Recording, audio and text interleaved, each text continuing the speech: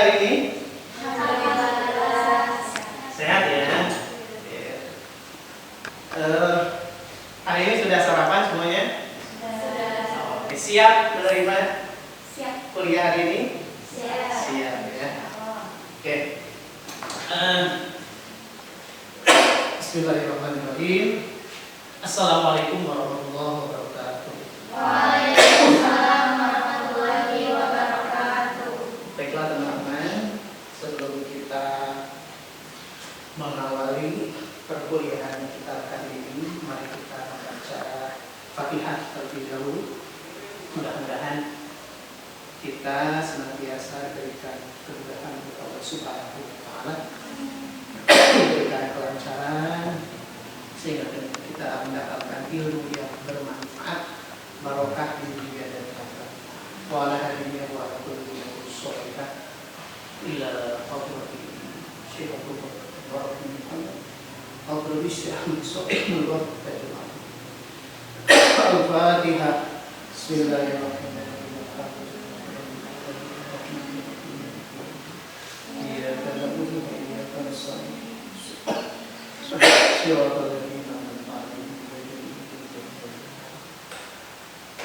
Oke teman-teman, hari ini kita akan membahas mata kuliah Sistem Informasi Dakwah. Oke, ini mata kuliah yang sangat menarik ya, karena di sini kita akan membahas tentang bagaimana dakwah itu di zaman sekarang. Oke. Inti dari perkuliahan ini adalah bagaimana mahasiswa itu mampu menganalisis apa itu sistem informasi. Oke. Sebelumnya ada yang sudah tahu apa itu sistem informasi? Ya, mohon maaf ini lagi batuk ya, cuaca berubah-ubah, jadi ini ada sedikit kendala ya. Barangkali apa itu sistem informasi? Sistem informasi adalah sistem yang menggabungkan antara teknologi dan aktivitas manusia. Oke, betul sekali ya. Terima kasih. Siapa namanya? Ainsiti Khadijah ya, panutan Rasulullah tadinya. Betul ya. Jadi dalam sistem informasi menggabungkan antara teknologi ya. Dan di mata kuliah ini kita juga akan mengaitkan tentang dakwah. Ya.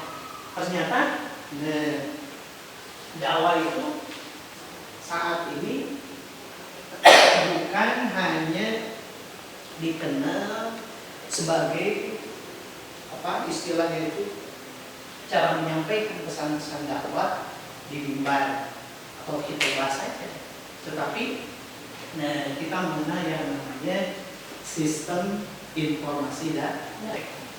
Nah, ada pertanyaan, mengapa kita mempelajari sistem informasi dakwah? Ya, pertama, sistem informasi telah menjadi komponen yang sangat penting bagi keberhasilan bisnis, organisasi, juga termasuk kegiatan dakwah. Bisnis juga bisa sukses, apalagi untuk dakwah.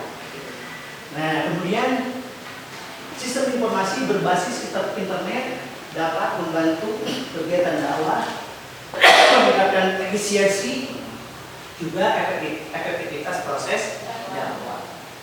Jadi intinya kita akan banyak terbantu kalau kita menggunakan sistem informasi. Ya. Kira-kira ini kalau dakwah menggunakan sistem informasi akan seperti apa? Itu jawabannya ada dalam mata kuliah ini. Ya.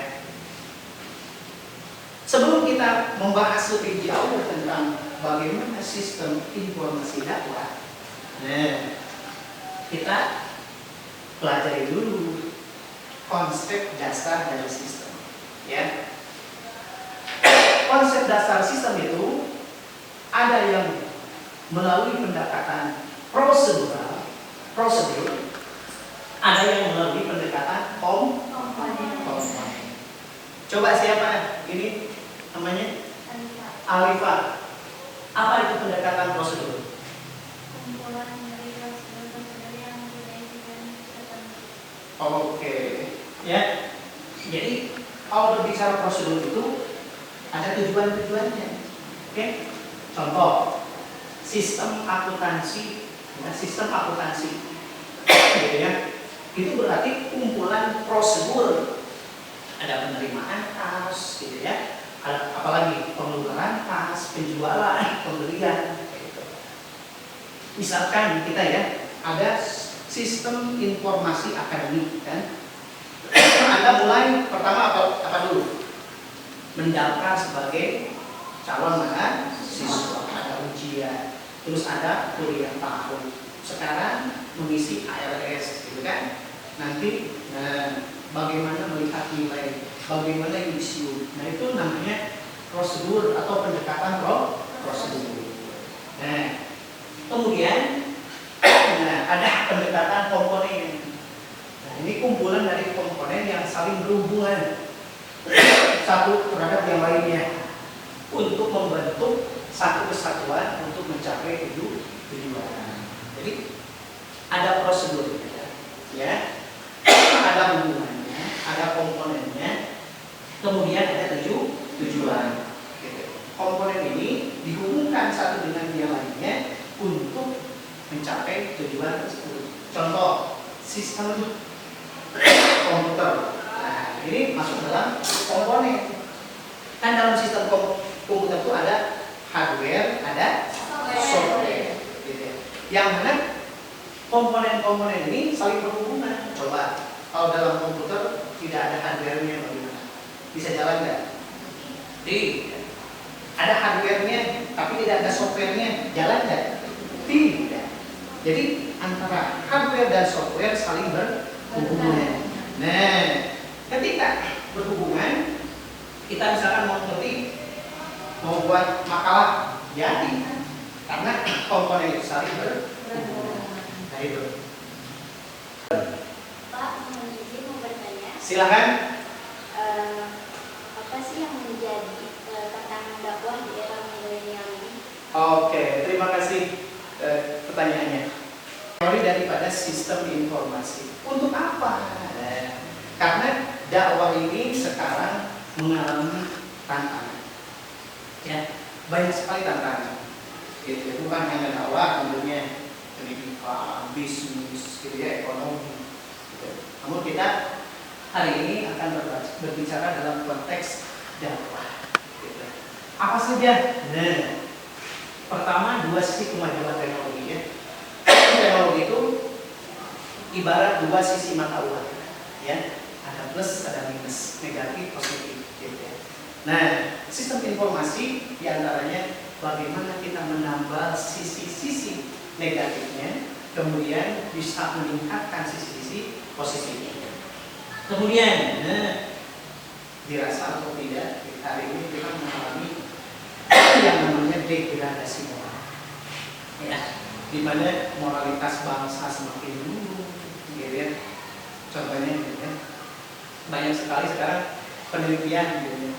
Kenapa Gen Z, gitu ya, sekarang disorot, gitu ya, oleh media-media, banyak yang di-resign dari pekerjaan. Karena apa? Ada dari nilai attitude mereka yang kurang. Apa antaranya, gitu ya? Kurang menghargai atasan, bahasa yang kurang baik, gitu ya. Sekarang kan apa? Anda merasa atau tidak ya? Ini penelitian, gitu ya. Misalkan dari bahasa, gitu ya. Generasi Z sekarang cenderung kepada bahasa yang lebih langsung, gitu ya. Sementara dalam dunia kerja itu ada namanya birokrasi, diplomasi, gitu ya. Nah, maka kita belajar dari sana banyak tantangan, diantaranya kita berusaha dengan memanfaatkan sistem informasi ini kita menjaga bahkan kalau bisa kita menjadi semacam penyembuh, gitu ya, daripada degradasi moral yang sedang terjadi saat ini. Gitu ya. Kita bahas nanti lebih jauh. Kemudian, kita dihadapkan sekarang ini dengan yang namanya globalisasi, di mana kompetisi itu bukan secara lokal, tapi internasional, gitu ya. Karena kita ini pada hari ini kita menjadi disebutnya adalah global citizen. Apa itu global citizen? Masyarakat yang berada dalam dunia globalisasi. Gitu. Hari ini kita bisa berinteraksi dengan berbagai macam lapisan masyarakat di dunia. Gitu. Anda sekarang bisa berkomunikasi dengan orang Amerika, orang India, gitu ya. Karena kita sekarang tidak dibatasi lagi oleh ruang dan waktu, gitu ya. Nah, maka dari berbagai tantangan ini, di balik tantangan dan peluang dakwah di zaman milenial, zaman sekarang, gitu ya, maka dakwah menghadapi tantangan sekaligus peluang. Kemudian, di sana bagaimana seharusnya seorang dai dia bisa memanfaatkan teknologi, gitu ya. Nah itu, tentunya kita harus memahami yang namanya metode, karakteristik seorang dai, gitu ya. Itu maka bagaimana seharusnya dakwah di zaman sekarang, di zaman teknologi informasi. Ada beberapa pendekatan ya. Pertama, pendekatan dakwah zaman sekarang itu harus dengan pendekatan yang positif. Paham kan? Jadi kita itu harus memberikan hal-hal yang positif. Ya. Bagaimana? Istilahnya itu kalau bahasa para dai dahulu, contohnya Jabrin Enjet, gitu ya. Yassiru wala tu'assir, gitu ya. Mudahkan, jangan dibuat susah, gitu ya. Buat itu mendekat, jangan sampai lari, gitu ya. Jadi intinya dakwah itu harus watawasau bil haqqi watawasau bis sabr, gitu ya. Kemudian, nilai positif yang bersifat universal. Ya, semuanya juga positif. Tapi bagaimana dakwah di zaman sekarang itu harus bisa bernilai kebenarannya itu yang universal. Artinya diakui oleh semua orang, semua warga negara, semua bangsa. Contoh keadilan, ya. Semua orang mengakui kan keadilan, ya, persamaan hak. Kemudian apa lagi? Tidak diskriminatif, gitu ya. Tidak menyalah-nyalahkan pengajaran orang lain. Kemudian high culture. Apa itu high culture? High culture itu ya istilahnya itu jangan kembali lagi ke peradaban dahulu, gitu ya. Kita sekarang sudah ke dalam peradaban yang tinggi, gitu ya. Jangan lagi kembali ke masa purba, gitu ya. Kemudian contoh, gitu ya. Dakwah sekarang harus bisa membebaskan manusia dari ketertidaksaan, gitu ya. Memperjuangkan hak hidup, hak kemerdekaan, hak kelayakan hidup, hak pendidikan, hak lapangan kerja, persamaan dan keadilan. Mungkin itulah, gitu ya, nilai-nilai yang bisa kita perjuangkan, gitu ya. Kemudian isi dakwah juga, ya, dipahami sebagai sistem nilai, gitu ya, menjadi landasan dan prinsip tanpa terpaku bentuk-bentuk luar suatu budaya, gitu ya. Gelas botolnya berbeda, tapi isinya minuman Halal. boleh gitu ya. Anda semua membawa tumbler kan, ada yang pink, ada yang hijau gitu ya, tumblernya boleh, tumblernya beda-beda gitu ya, botol minuman beda-beda, tapi isinya tetap sama, air yang halal, hal-hal yang positif. Itulah ya, di pertemuan pertama kita kali ini kita membahas tentang sistem informasi yang begitu penting, begitu luas ya.